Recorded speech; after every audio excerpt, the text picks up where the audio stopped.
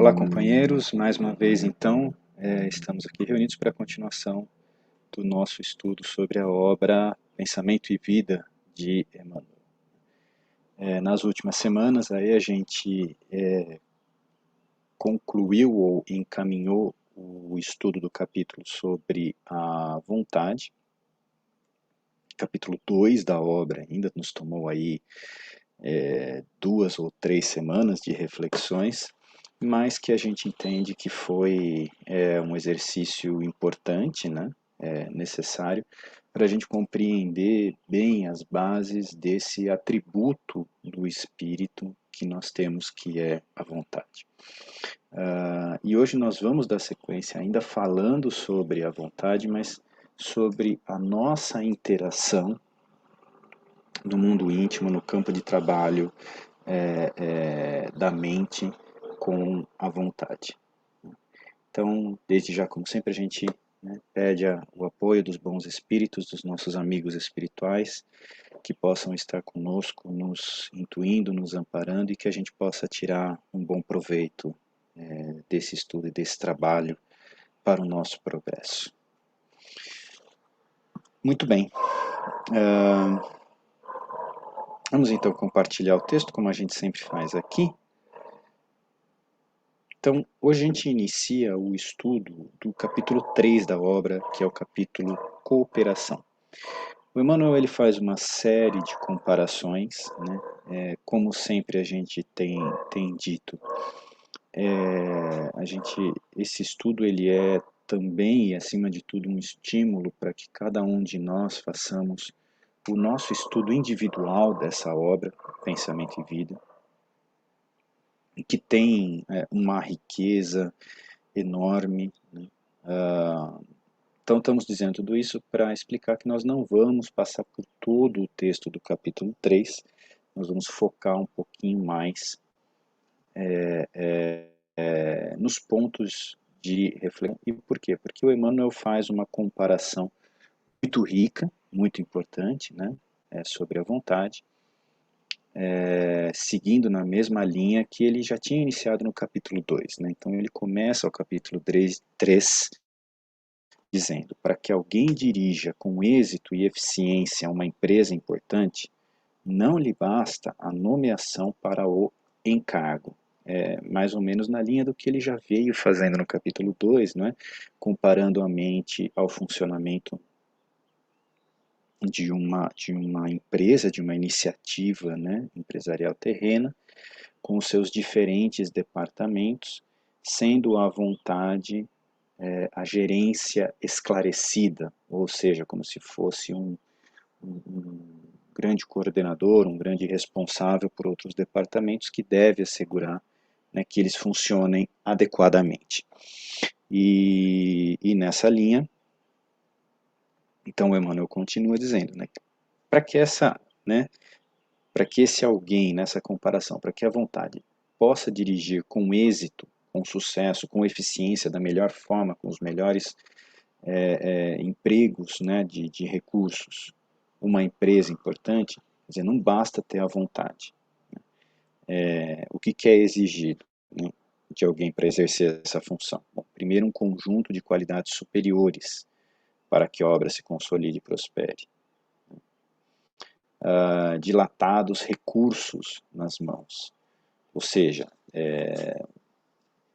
idealmente, né, o responsável por uma obra de grande magnitude na Terra, uma empresa, né, seria alguém com qualidades íntimas superiores, né, e até continuando aqui, não apenas autoridade, né, mas discernimento, não só o conhecimento, a teoria, a cultura, né, o conhecimento intelectual, mas virtudes, juízo claro de proporções, né, muitos recursos na mão para que ele possa empregar, né, nas atividades, mas que não seja com base na insensatez, mas com base nessas virtudes, né?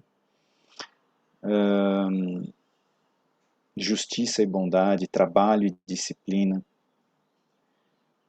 para que não seja intemperante, né? E aí o Emmanuel chega aqui para nós para falar do mundo íntimo novamente, em que ele diz que a vontade, né, lembrando, é o capitão, ele retoma então a comparação, que não pode relaxar no mistério, nas obrigações, nos deveres que são atribuídos a ele. E assim como o administrador de um serviço reclama a ajuda de assessores corretos, a vontade não prescindirá da ponderação e da lógica, conselheiros respeitáveis na chefia das decisões. Então, veja, a primeira coisa que Emmanuel nos traz aqui é a vontade, ela não atua sozinha. E como é que nós interpretamos isso quando o Emmanuel nos fala de ponderação e lógica, né? Nós precisamos lembrar, mais uma vez, né, lembrando o papel da vontade, que ela é uma gerência esclarecida. Quer dizer que ela direciona os recursos da mente, mas porque ela tem clareza a respeito do direcionamento que ela vai dar. Na comparação que nós fizemos, nós vimos que a vontade é a motivação, é a energia, é a determinação do ser para o seu processo de renovação. Portanto, para que seja possível empreender um processo de renovação, nós vamos saber para onde a gente está indo. Parece uma notícia meio óbvia, né? Mas não adianta nós termos, numa outra comparação, né? Não adianta nós termos um carro muito potente, por exemplo, com um motor, com uma potência enorme, equipado, né, com os melhores recursos de segurança, de eficiência, de orientação, se nós não sabemos para onde nós estamos indo. A gente vai ter um carro belíssimo, muito caro, guardado numa garagem, parado, estacionado, pronto para sair, mas sem saber para onde ir.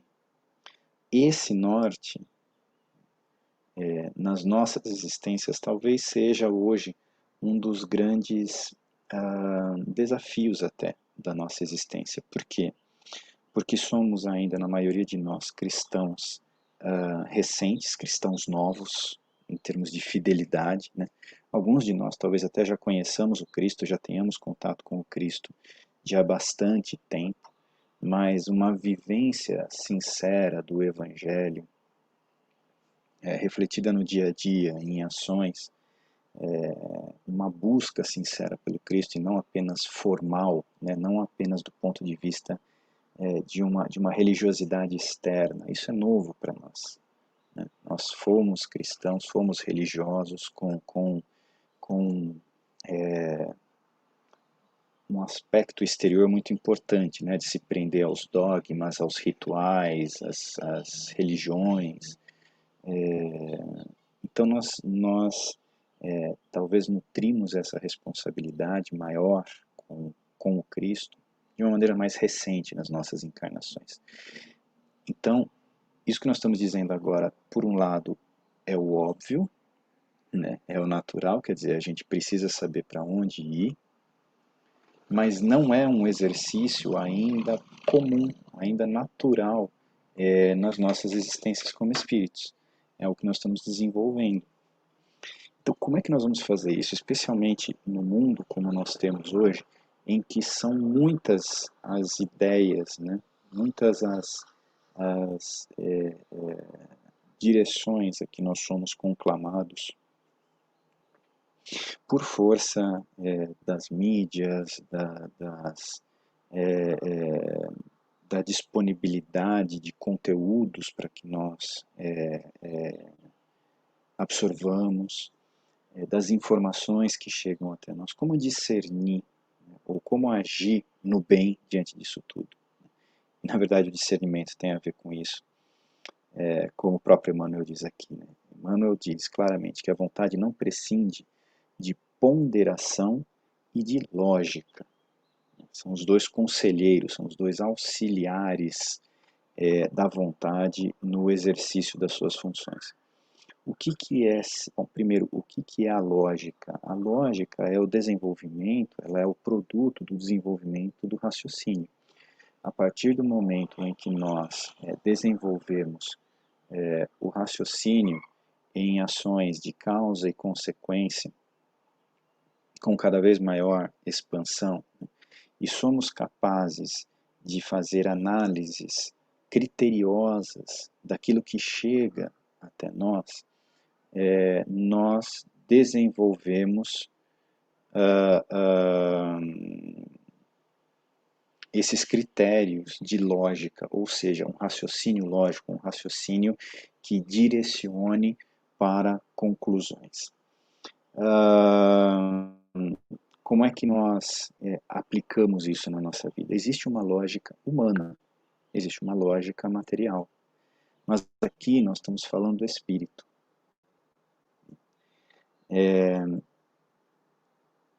Portanto, o que o Emmanuel nos interpretar está nos chamando aqui é a desenvolvermos uma lógica espiritual. Mas como é que se faz isso?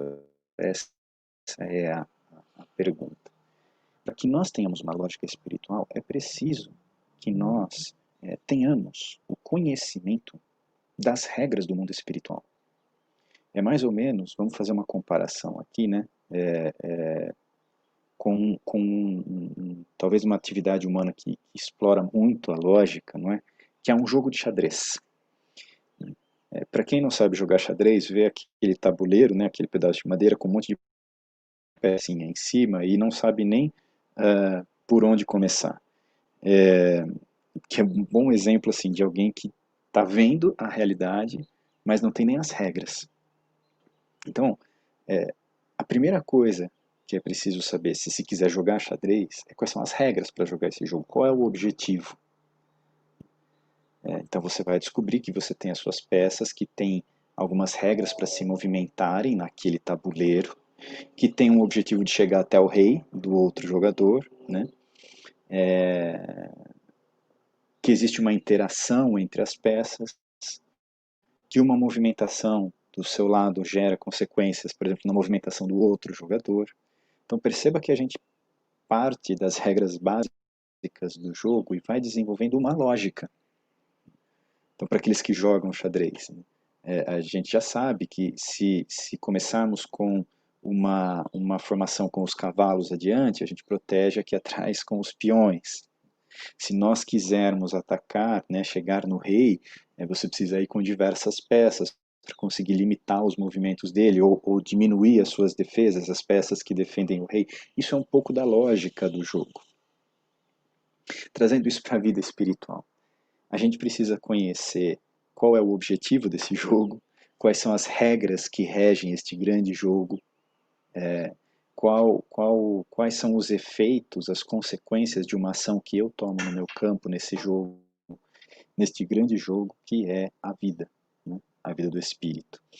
E quando a gente pensa, portanto, em lógica do espírito, nós precisamos conhecer as regras dessa vida. Onde estão essas regras da vida espiritual? E nós, como espíritas, temos o manual de regras mais completo que a gente conhece, que é o Espiritismo. Aqui está a importância do conhecimento espírita, que nós transformamos, e isso foi um fenômeno interessante que aconteceu conosco, né? Dado o nosso... Perdão, pegar uma aguinha aqui do lado. Foi um fenômeno interessante que aconteceu conosco,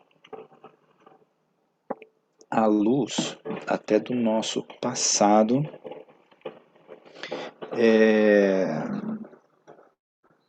de dificuldades no campo religioso, como nós descrevemos há pouco.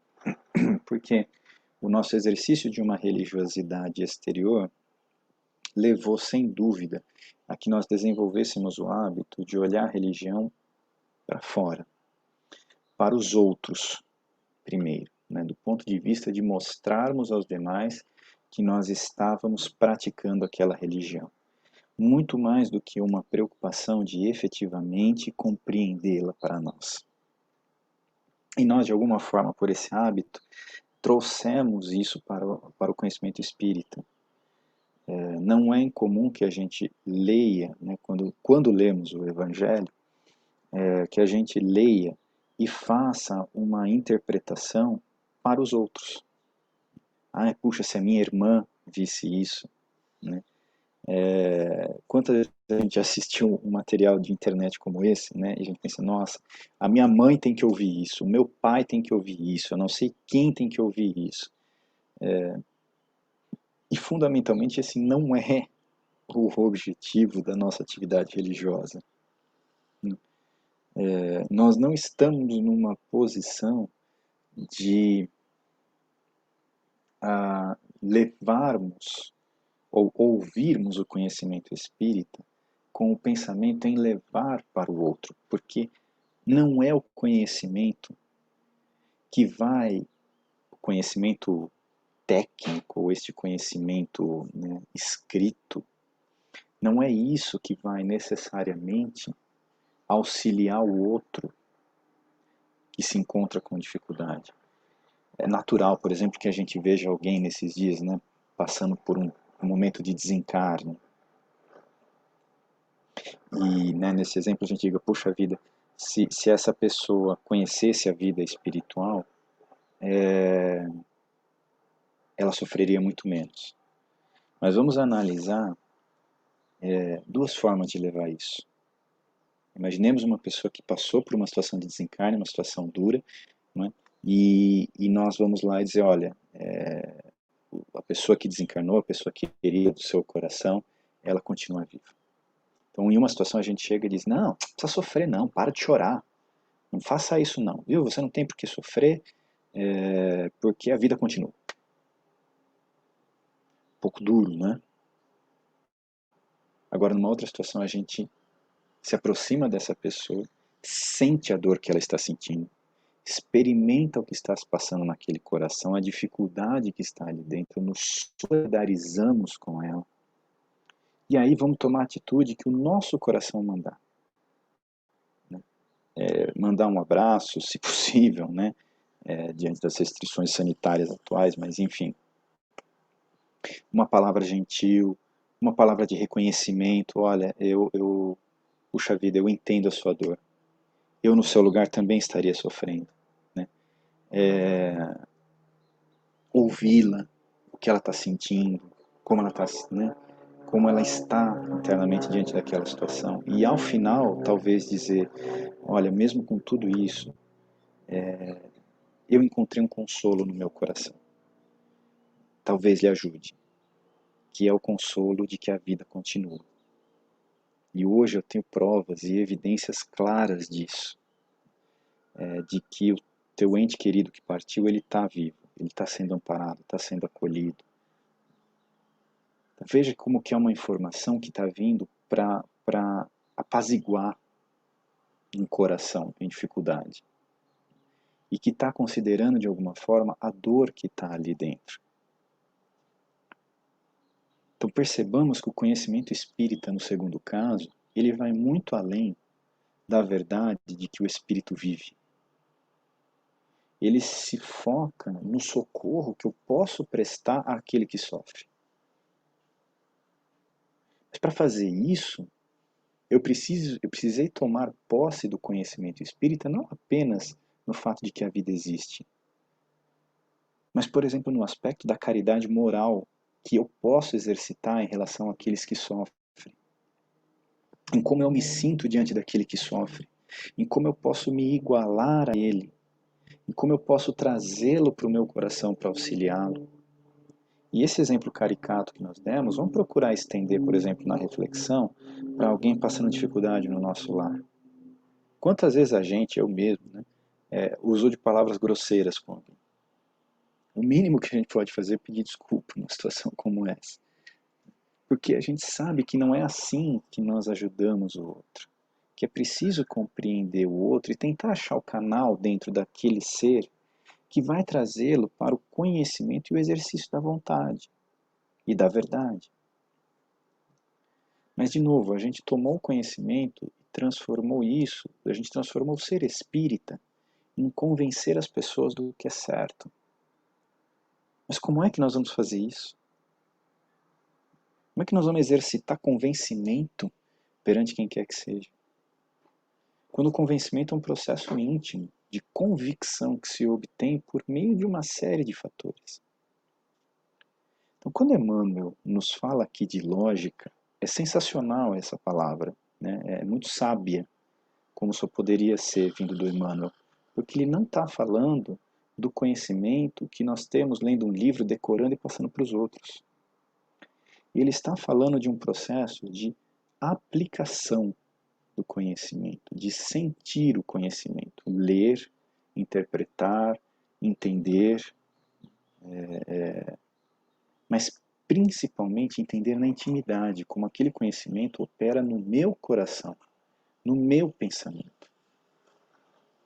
Aí ele se torna lógico, porque eu senti, porque agora ele é meu, eu tomei posse dele para mim. E quando eu tomo posse do conhecimento para mim, eu passo a poder fazer a ponderação de que ele fala aqui. Ponderar é fazer um exercício na minha encarnação antes de agir do que é bom, do que não é bom. Para o enxadrista, né, vamos voltar para o exemplo do jogo de xadrez que nós demos, é quando ele começa a ser estratégico. Chega um determinado ponto para o jogo de xadrez que você pode mover N peças. Mas qual é a consequência de mover essa peça? O que isso vai causar no meu adversário? O que vai acontecer daqui 2 jogadas como consequência disso, talvez? Ou seja, eu ser capaz de não agir com base nos meus impulsos, nas minhas tendências naturais, mas fazer um raciocínio diante da encarnação para decidir em que caminho eu ajo. É nesse ponto, vejam, que Emmanuel chama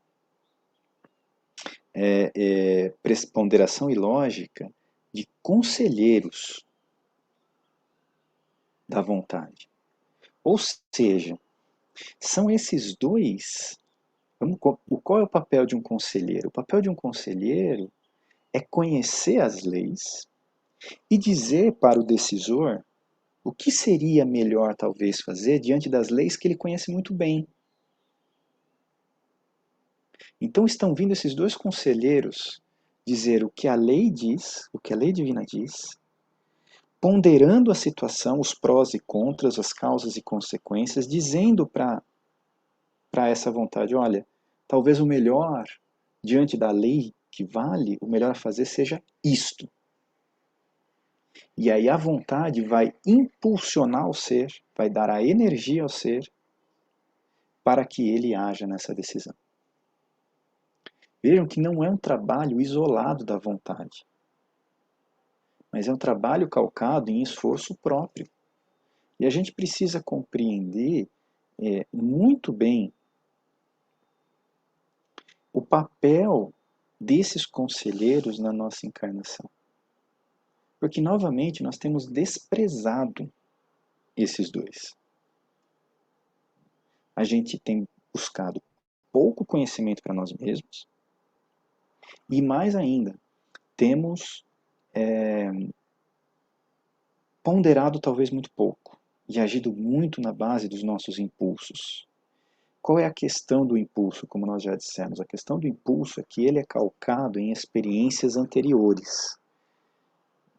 De novo, numa comparação, né, para quem passou pelo ensino médio, né, talvez há mais tempo como eu, vai lembrar de ter aprendido sobre o arco reflexo, que é uma reação automática do nosso corpo.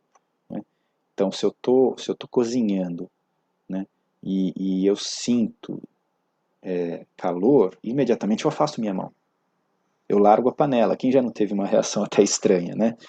Está segurando um prato, né, e de repente sente queimar e larga o prato. Isso é um arco reflexo, é sem pensar. E a gente até olha e fala, putz, mas derrubei um prato no chão. Coisa que conscientemente a gente nunca faria, né? Se alguém fosse pensar, se joga o prato no chão, não vou jogar. Mas existe ali um mecanismo de defesa importante, que quando o corpo, através das suas sensações, né, seus nervos, se sente ameaçado ou sente que pode haver um dano maior, ele foge automaticamente e nós não raciocinamos nisso. Depois que nós fazemos é que nos damos conta do que nós fizemos. Só depois. Espiritualmente, a gente tem uns arcos reflexos.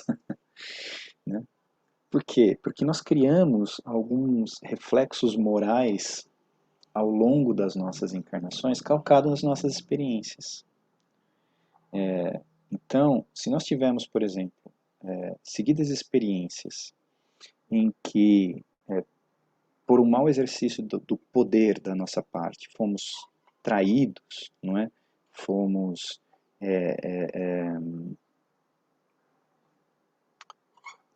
a confiança que nós depositamos em alguém não foi retribuída, não é incomum que nós tenhamos um arco reflexo de fugir de algumas relações, de não entrar em algumas relações, né?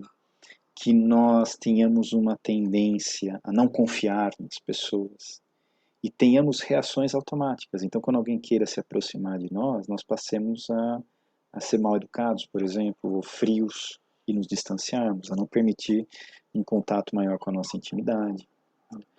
Não é incomum que tenhamos, às vezes, reações violentas diante de questões pequenas. E esses são os arcos reflexos que nós construímos ao longo das nossas muitas reencarnações, e todos nós temos isso, né? Basta nós observarmos aquele momento em que a gente reage a um fato que nós sabemos que é delicado, né? E nós reagimos a ele, e depois que reagimos, passou menos de um minuto, a gente para e fala, nossa, por que eu fiz isso? Nós fizemos isso porque nós agimos sem ponderar, nós agimos sem ponderação, nós agimos com base em um impulso direto, né? Que é exatamente a ausência de ponderação. Por isso que a vontade vem para cortar, ela é a energia que vai permitir cortar esse arco reflexo espiritual, essa reação impensada que nós podemos ter, porque nós, claramente, todos nós, precisamos sair do campo da reação. Precisamos nos desvincular de reações impensadas para nós conseguirmos agir de maneira mais consciente. E no caso desse arco reflexo espiritual que a gente brincava, se nós pararmos para pensar bem, em raríssimas ocasiões vai ser propriamente um impulso, um reflexo puro.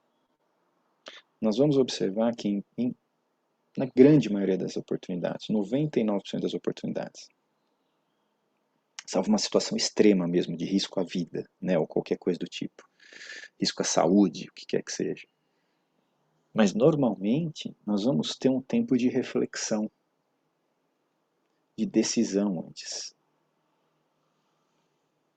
que pode ser bypassado, que pode ser ignorado. Eu posso não fazer essa reflexão, mas eu teria condição de sentir o impulso, né, que vem no meu coração de maneira natural e fazer uma escolha, fazer uma decisão consciente por ele.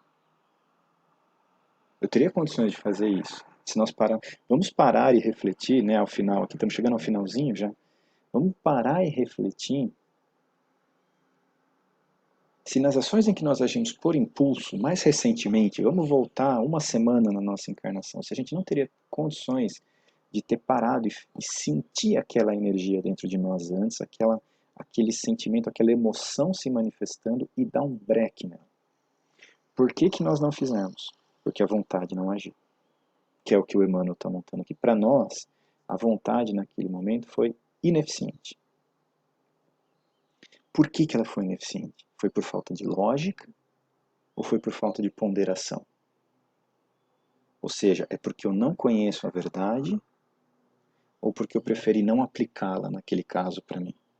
Porque eu preferi dar vazão às minhas emoções, talvez doentias, né, como uma forma de satisfazer o meu ego. São dois conselheiros atuando com a vontade, que Emmanuel coloca aqui.